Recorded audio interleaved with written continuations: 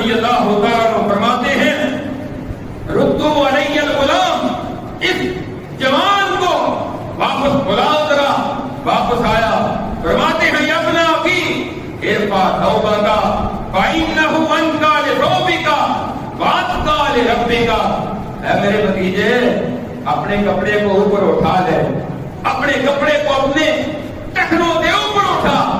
آپ اندازہ کریں کہ زندگی اور موت کی کشمکش میں ہے، لیکن امر بالمعروف و نہی عن المنکر ہمارے آج سمجھدار اچھے بڑے پڑھے لکھے انسان وہ بھی اس بات کا خیال نہیں کرتے۔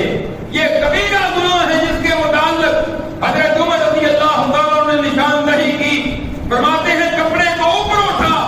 اس لیے کہ کپڑا بھی صاف رہے گا